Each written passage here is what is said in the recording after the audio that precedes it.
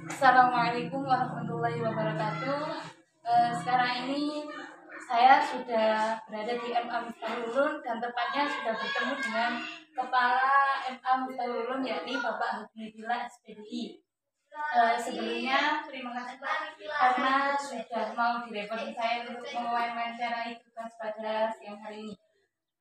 Sebelum pertanyaan-pertanyaan yang saya ajukan, saya mau bertanya tentang sejarah bagaimana tentang berdirinya MA Miftahul Ulum ini karena Bapak sendiri adalah termasuk perintis dari MA Miftahul Ulum ini. Terima kasih. Begini Pak Novi, awal mula dari berdirinya MA Miftahul Ulum ini yang dilakukan oleh beliau almarhum Bapak Kiai Haji Muhammad Syamsul Arifin itu pada tahun 2011 itu banyak masyarakat di lingkungan madrasah itu banyak yang putus sekolah. Artinya putus sekolah, ya banyak yang tidak melanjutkan, ada yang memang benar-benar putus sekolah. Putus sekolah artinya tidak sampai lulus sudah berhenti. Kemudian beliau mempunyai ide untuk istilah menampung bagi mereka-mereka yang ingin sekolah, ingin melanjutkan ke jenjang yang lebih tinggi khususnya di madrasah aliyah, tapi mereka tidak mampu dan berdirilah pada tahun 2011 pada tahun 2011 MA Miftahul Ulum. Di awal mulanya adalah memang untuk menampung bagi masyarakat yang tidak mampu untuk melanjutkan ke jenjang yang lebih tinggi khususnya di madrasah aliyah Miftahul Ulum. Kemudian ketika pertama kali berdiri karena izin operasional itu belum turun, maka kita bergabung ke madrasah aliyah Mambaul Ulum Pagelaran.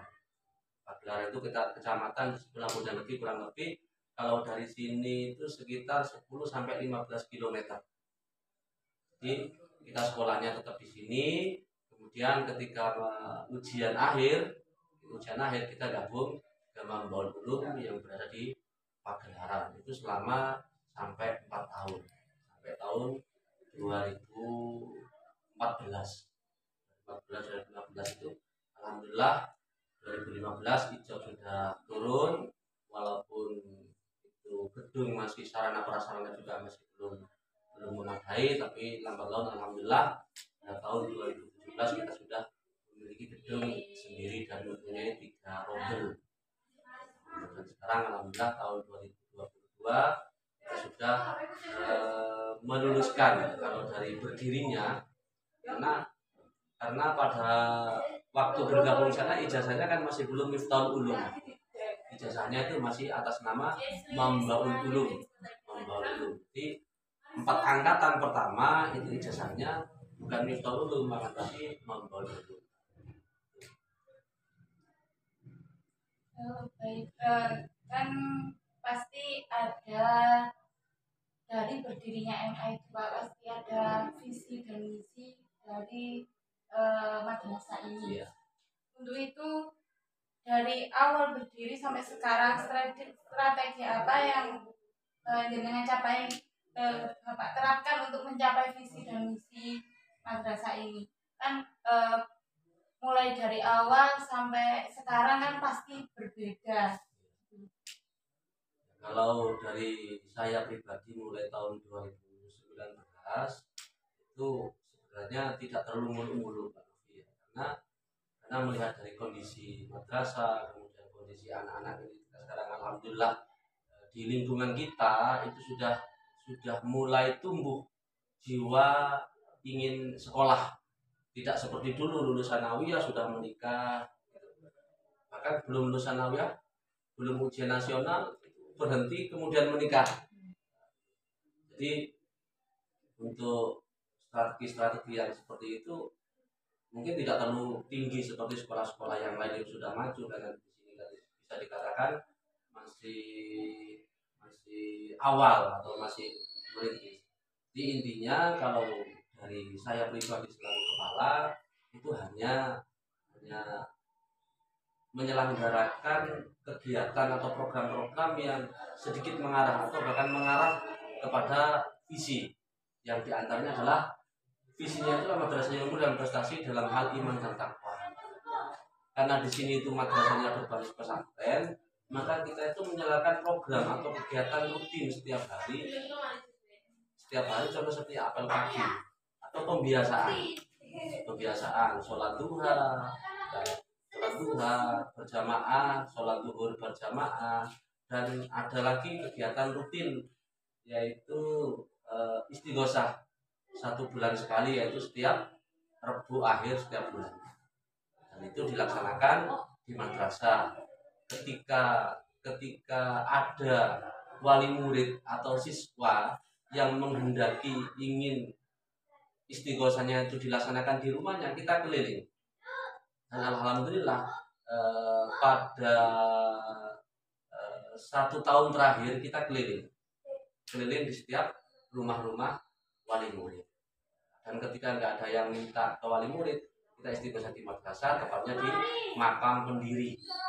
Alhamdulillah itu sudah berjalan sekitar 1 tahun terakhir. Di program-program yang sesuai dengan keimanan dan ketakwaan, kita berbasis pesantren, amalia santri itu kita terapkan di madrasah kami. Untuk menciptakan anak-anak itu sekiranya nanti ketika keluar, ketika dibutuhkan masyarakat, mereka sudah siap. Begitu. Terus bagaimana cara Bapak untuk mengendalikan agar dalam madrasah kan pasti ada siswa, ada guru, ada staf, agar bisa semuanya untuk mencapai visi dan misi madrasah. Terima kasih. Nah, untuk mencapai hal itu, bisa mungkin itu nanti istilah ada controlling juga. Setelah kita mengusahakan, menyepakati apa program-program madrasah yang harus dilaksanakan oleh semua warga madrasah, baik guru, pendidik ataupun tenaga pendidikan, bahkan siswanya, kita setiap bisa dikatakan setiap paling lambat setiap 2 minggu sekali, kita itu, saya selaku kepala itu sering berkomunikasi dengan wakasis, kesiswaan, bagaimana kegiatan di madrasah yang ditujukan kepada wakasis seperti kegiatan harian seperti itu. Kita selalu terus berkomunikasi, kita sharing minimal 2 minggu, bahkan hampir setiap minggu kita sharing kepada wakasis. Kemudian wakakur juga seperti itu. Wakakur setiap kali pasti saya tanya kepada wakakur gimana kegiatan KBN di madrasah, kalau ada keluhan seperti apa dan solusinya seperti apa, pasti saya tanyakan. Wakasis, wakakur setiap saat lah, ya tadi saya sampaikan minimal 2 minggu sekali itu pasti saya tanya bagaimana anak-anak, kemudian solusinya seperti apa, kemudian ada masalah seperti apa, solusinya seperti apa. Dan alhamdulillah itu sudah berjalan dengan baik, waktunya juga baik, dan ya semuanya alhamdulillah nggak sampai kepala madrasah itu turun tangan sendiri, karena guru-guru atau waka-waka di bawah kepala itu sudah berjalan dengan baik. Sebagai kepala sekolah adalah sebagai manajer kan? Iya. Bagaimana cara Bapak untuk memanage antara guru, pegawai dan siswa agar tertib agar disiplin atau tertib dalam menjalankan organisasi ini atau madrasah ini. Jadi sebenarnya sudah hampir sama dengan tadi, untuk bisa semua kegiatan yang ada di madrasah, hasil musyawarah kesepakatan bisa berjalan dengan baik. Memang kalau dari kami itu biasanya ada istilah, kalau di madrasah itu kan ada kegiatan istilahnya PKKM, penilaian kinerja kepala madrasah itu setiap tahun, 1 tahun sekali. Ada tahunan, ada 4 tahunan. Dan yang terakhir kelima itu tahun kelima itu ada istilah akreditasi. Maka itu saya selaku kepala itu sering istilahnya mensupervisi guru, supervisi tenaga pendidikan. Ketika ada guru mengajar, ya kita sekali kontrol. Kemudian kita masuk kelas, ditanya perangkatnya seperti apa, perangkatnya apa sudah siap, apa sudah mempersiapkan semua apa yang ingin disampaikan kepada siswa. Itu namanya supervisi dari kepala madrasah. Administrasi guru itu juga harus lengkap seperti RPP, perangkat pembelajaran itu. Kemudian ada kota, ada promesnya, program semester, program tahunan. Itu ada.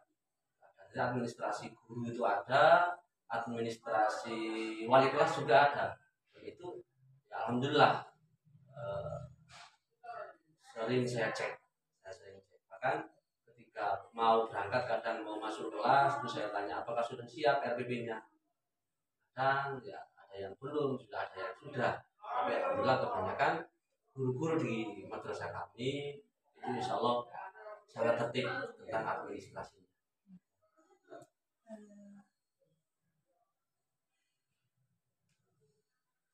Untuk kedepannya Pak, Ya. bagaimana cara Bapak, apakah mau mengganti sistem dari madrasah ini atau meningkatkan tanpa menghapus sistem yang telah ada agar tercipta lebih baik dan lebih baik pada madrasah? Seperti tadi yang sudah saya sampaikan di depan, madrasah kami ini untuk sementara masih belum terlalu mulu-mulu karena masih ada keterbatasan sarana prasarana, kemudian sarana prasarana bagaimana? Intinya itulah, istilah masih kurang begitu lengkap. Kemudian kita itu memaksimalkan sarana prasarana yang sudah ada, memaksimalkan sehingga program-program yang sebenarnya kita sudah musyawarahkan itu insya Allah sudah dianggap baik, hanya tinggal mengevaluasi mana kekurangan kita tahun kemarin, kita perbaiki. Nah kedepannya insya Allah ya, untuk tahun ini bertepatan dengan masih melanjutkan pembangunan lantai 3 karena fasilitas di madrasah kami itu masih sangat minim. Contoh saja seperti di sini kantor kita masih nebeng kepada pondok. Artinya insya Allah ketika nanti kita sudah punya kantor sendiri, kalau sudah lantai 3 sudah selesai, insya Allah banyak peningkatan atau banyak program-program baru yang lebih baik lagi. Di antaranya saya itu sangat ingin contoh untuk anak-anak ahli dalam bidang IT yang sementara ini kita kan masih belum punya lab. Nah, teman kita sudah punya komputer, sudah ada 10 unit, masih punya 10 unit. Kedepannya insya Allah akan ditambah ketika sudah punya lab sendiri. Kemudian perpustakaan itu kita masih punya hanya istilahnya perpustakaan mini, ada di bawah tangga. Nah sangat memprihatinkan, tapi ya begitu adanya. Insya Allah untuk tahun depan insya Allah sudah jadi dan bisa ditempati untuk lantai 3. Di situ nanti kita buat ruang lab komputer, ada perpustakaan. Bahkan saya itu punya berencana biar anak-anak itu punya bidang keahlian nanti ketika keluar. Yang antaranya adalah ingin juga pandai menjahit, bisa menjahit dia tetap di sana. Karena di sini juga ada ekstra walaupun masih belum maksimal tidak begitu berjalan ya, karena masih terkait dengan fasilitas itu ada tetap di sana, ada tata rias ekstranya itu. Jadi selanjutnya itu nanti kita ingin memfasilitasi anak-anak dengan mesin jahit. Dalam hal tersebut harapan Bapak SMA Ya.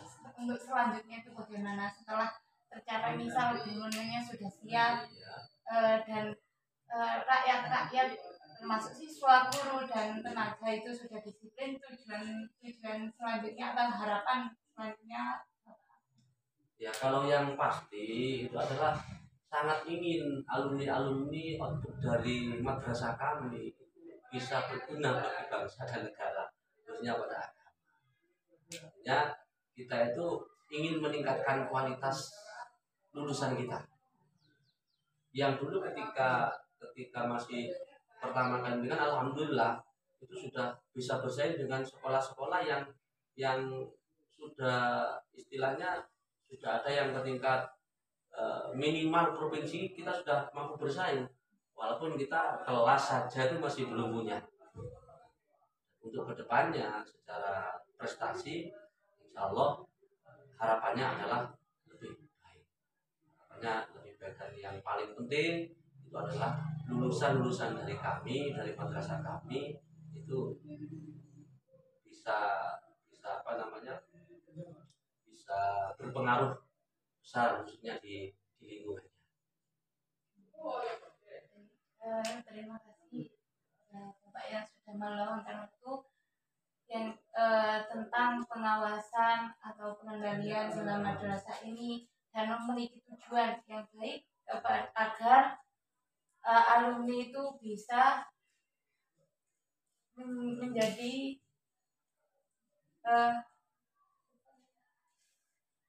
alumni itu bisa bermanfaat untuk bangsa dan negara, dan pengawasan yang dilakukan itu sangat baik sebagai manajer. Terima kasih dari saya. Wassalamualaikum warahmatullahi wabarakatuh.